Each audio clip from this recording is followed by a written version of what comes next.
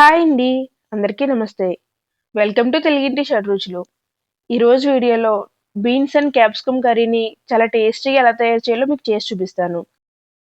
ఈసారి మీరు beans curry చేసేటప్పుడు ఇలా క్యాప్సికమ్ కాంబినేషన్‌గా వేసుకొని చేయండి. టేస్ట్ మాత్రం చాలా బావుంటుందండి. బీన్స్ అన్నా, క్యాప్సికమ్ అన్నా చాలామంది ఇష్టపడరు. కానీ ఒక్కసారి ఈ రెండింటిని కలిపి ఇలా కర్రీ చేశారంటే టేస్ట్ మాత్రం అదిరిపోతుంది. ఇంకా కావాలని అడిగి మరీ తినేస్తారు. అలానే మీరు ఈ ప్రాసెస్‌లో కర్రీని చేశారంటే హెల్త్‌కి కూడా చాలా మంచిదండి. ఇప్పుడు దీన్ని ఎలా తయారు చేయాలో చూసేద్దాము. దీనికోసం ముందుగా స్టవ్ మీద ఒక పాన్ పెట్టుకొని 2 స్పూన్స్ పల్లీలను వేసుకోండి. ఇలా వేసుకుని మంటని లో ఫ్లేమ్‌లో పెట్టుకొని ఈ పల్లీలను బాగా వేయించుకోవాలి. ఈ పల్లీలు లోపల నుంచి వేగడానికి కాస్త టైం ఎక్కువ పడుతుందండి. నెమ్మదిగా వేయించుకోండి. 3-4 మినిట్స్ ఇలా వేయిస్తే సరిపోతుంది. ఇప్పుడు ఇందులోకి 2 ఇంచెస్ ఎండు కొబ్బరి ముక్కని ఇలా పొడవాటి ముక్కలుగా కట్ చేసుకొని వేసుకోండి.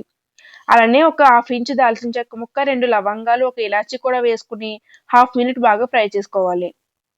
ఇలా చేసుకున్న తర్వాత ఇప్పుడు ఇందులోకి పావు స్పూన్ జీలకర్రని వేసుకోండి. అలానే 1 స్పూన్ నువ్వులు కూడా వేసుకోవాలి. ఇలా వేసుకుని ఇప్పుడు ఈ నువ్వులు చిటపట అనేంత వరకు వీటిని ఫ్రై చేసుకోవాలి. ఇలా నువ్వులు చిటపట అన్నప్పుడు ఇప్పుడు స్టవ్ ఆఫ్ చేసుకుని వీటిని పక్కకు తీసుకొని చల్లారనివ్వాలి. ఇప్పుడు ఒక మిక్సీ జార్ తీసుకుని మనం చల్లారి పెట్టుకున్న మసాలా దినుసులన్నింటినీ ఈ మిక్సీ జార్‌లోకి వేసుకోండి.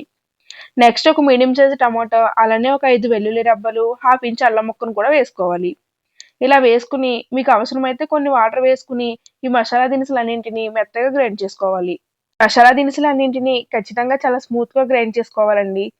చూసారా ఇలా నేను చూపిస్తున్నట్టు చాలా మెత్తగా ఉండాలి. ఇలా అయితేనే మనకి కర్రీ టేస్ట్ బావుంటుంది.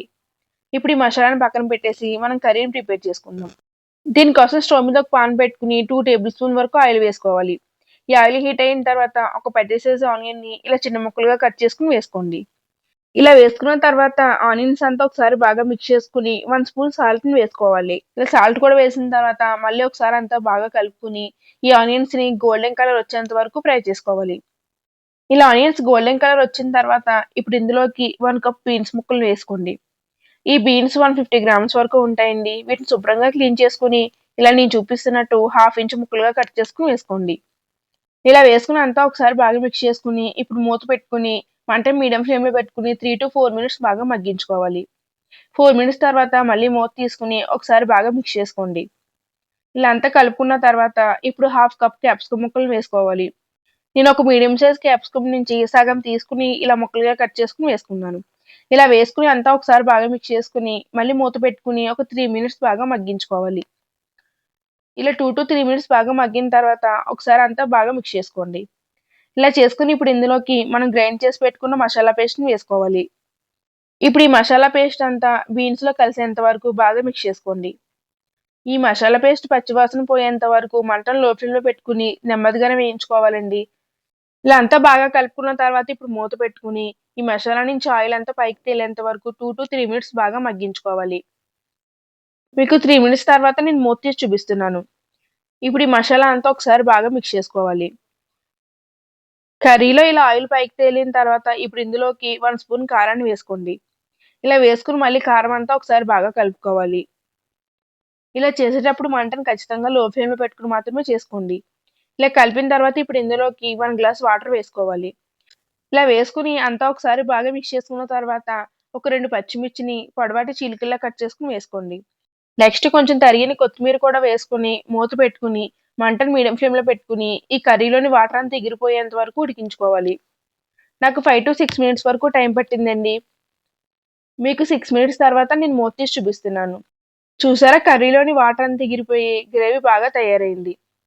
కర్రీ కన్సిస్టెన్సీ ఈ విధంగా ఉంటే టేస్ట్ బావుంటుందండి. అంతేనండి, beans and capsicum curry ready అయిపోయింది. చాలా ఈజీ ప్రాసెస్‌లోని కర్రీని చేసుకోవచ్చండి.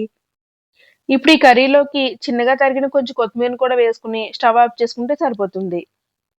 ఇప్పుడు ఈ కర్రీని బౌల్‌లోకి సర్వ్ చేసుకుందాము. ఈ బీన్స్ అండ్ క్యాప్సికమ్ కర్రీ రైస్‌కి, చపాతీకి, పుల్కాకి కూడా చాలా టేస్టీగా ఉంటుందండి. మీరు దేనితో సైడ్ డిష్‌గా తిన్నా కూడా సూపర్ టేస్టీగా ఉంటుంది. ఈసారి బీన్స్ కర్రీని ఇలా డిఫరెంట్‌గా ట్రై చేయండి. మీకు ఖచ్చితంగా నచ్చుతుంది. ఇంట్లో వాళ్ళందరూ చాలా ఇష్టంగా తింటారు. ఇప్పుడు మీకు ఈ రెసిపీ నచ్చితే ఈ వీడియోకి ఒక లైక్ చేయండి. అలానే నా ఛానల్‌ని ఎవరైనా కొత్తగా చూస్తుంటే సబ్స్క్రైబ్ చేసుకొని పక్కనున్న ఆల్ ఆప్షన్‌ని క్లిక్ చేయండి.